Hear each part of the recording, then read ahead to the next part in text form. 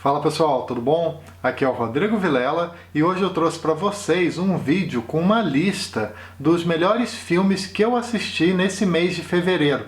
Essa é uma forma que eu encontrei de trazer mais conteúdo de filmes aqui para vocês, já que eu sei que muita gente gosta de cinema e também desses vídeos no formato de lista.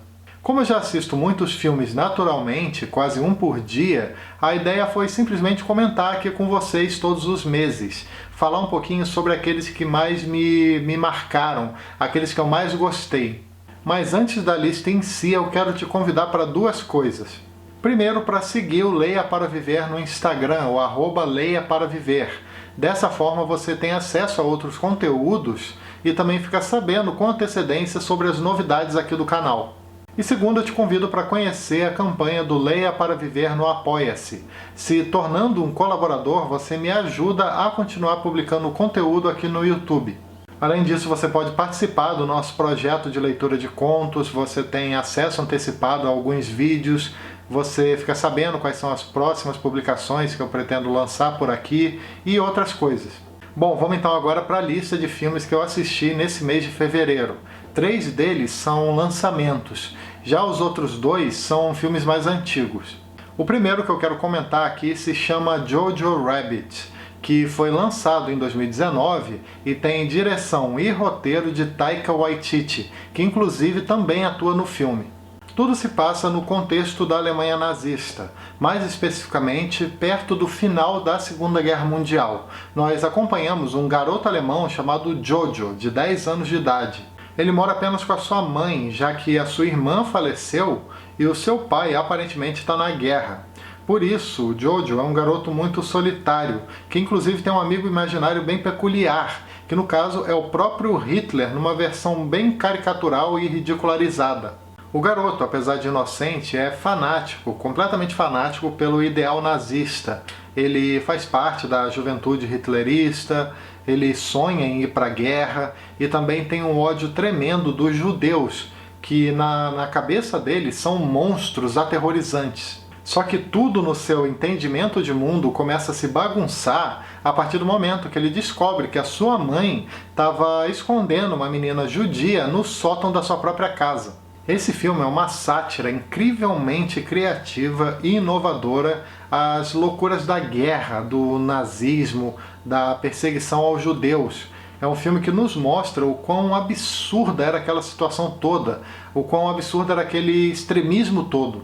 Outro filme bem interessante que eu assisti recentemente se chama O Farol, dirigido pelo Robert Eggers, que é o mesmo diretor também de um outro filme que eu gosto muito, chamado A Bruxa.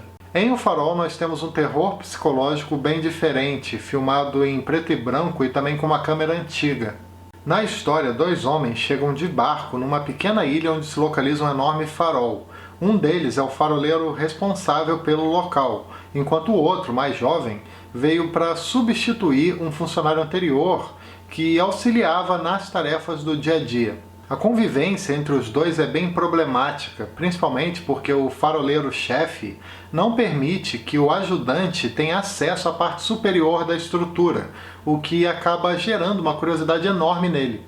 Com o passar do tempo, acompanhamos como esse homem mais jovem começa a enxergar coisas estranhas, começa a ter alguns sentimentos esquisitos e também passa a criar uma espécie de fixação pelo farol. Esse filme é interessante porque ele é uma produção que possui uma quantidade gigantesca de simbolismos e também de referências à mitologia, a obras clássicas da pintura, da música e da literatura, sendo essa última, por exemplo, de autores como Lovecraft e o Edgar Allan Poe. Eu não cheguei a ficar com medo nesse filme, mas tiveram várias partes que me deixaram bem incomodado, bem perturbado. Acho que mais até para a segunda metade do filme. Foi uma experiência bem interessante assistir esse O Farol. É um tipo do filme que eu pretendo inclusive reassistir no futuro. Continuando a lista, eu assisti esses dias uma animação bem legal chamada Meu Amigo Totoro, que com certeza é uma das mais famosas do Japão. Apesar de eu já ter visto muita coisa do estúdio Ghibli, esse filme ainda estava na lista de pendências. Só que como a Netflix anunciou que está publicando, está lançando na plataforma de streaming todos os filmes desse estúdio, foi a oportunidade perfeita, né, para eu assistir. Meu Amigo Totoro foi lançado em 1988 com direção do Hayao Miyazaki. É uma história bem curtinha e rápida de ver, com um pouco mais de 1 hora de duração. No filme nós acompanhamos duas irmãs que se mudam junto com o pai para uma casa bem antiga que fica no interior do Japão, numa região mais rural. Enquanto isso, o pai trabalhava como professor de uma faculdade e as filhas dividiam seu tempo entre brincar, entre estudar, no caso da mais velha, e também entre cuidar da casa. Com o passar do tempo, as irmãs vão descobrindo a existência de algumas criaturas fantásticas que residem perto da casa. Entre elas, um ser enorme chamado Totoro, que lembra uma espécie de urso ou de um coelho gigante. O filme nos mostra muito a relação de ambas as irmãs com essas criaturas, toda a amizade que elas acabam desenvolvendo ali.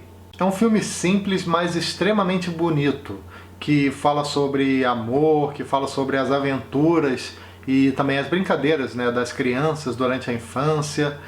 Além disso também, é um filme que é considerado por muitos como um verdadeiro clássico da animação japonesa. Por isso que eu recomendo muito que vocês assistam. Em fevereiro eu reassisti um filme que eu já tinha visto há muito tempo atrás.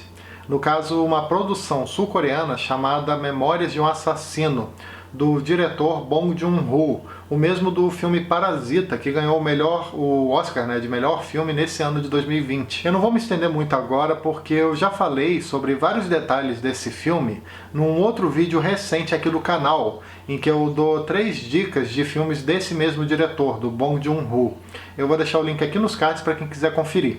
Memórias de um Assassino foi lançado em 2003 e é um filme que fala sobre a perseguição de um serial killer no interior da Coreia do Sul, o responsável pela morte de várias mulheres por lá. Esse filme é com certeza um dos meus favoritos do cinema sul-coreano. Ele mostra todo o despreparo da polícia local em lidar com uma situação que no decorrer do tempo vai se tornando cada vez mais grave e cada vez mais peculiar.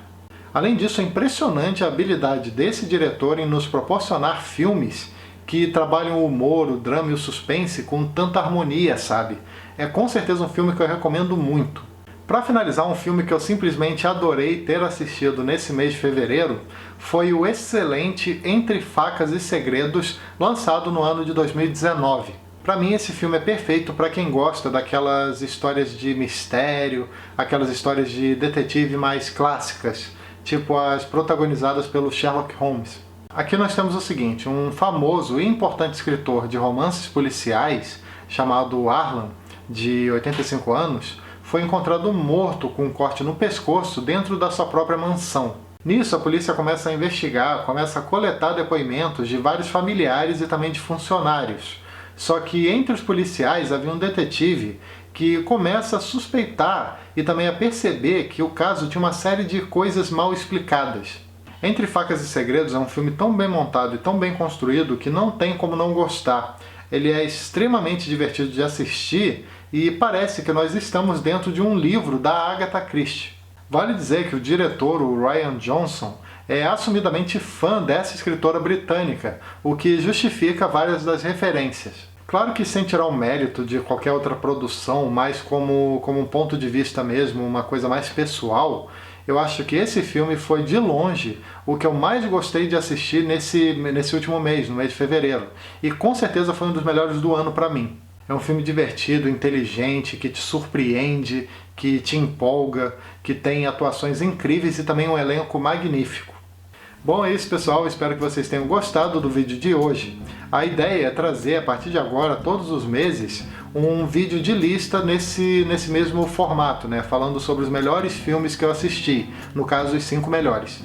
Aproveito também para pedir que, se você gosta do conteúdo do canal e tem interesse em ajudar de alguma maneira, além do Apoia-se, que eu citei anteriormente, você também pode comprar através dos links da Amazon que eu deixo aqui na descrição. Ao clicar nesses links e efetuar qualquer pedido através deles, o canal recebe uma pequena comissão. E também não esquece de dar uma curtida, que ajuda bastante o canal, se inscreve aqui embaixo para ficar sabendo das novidades e também clica no sininho para receber as notificações cada vez que eu publicar um vídeo novo por aqui, beleza? Então é isso aí, até o próximo vídeo. Tchau!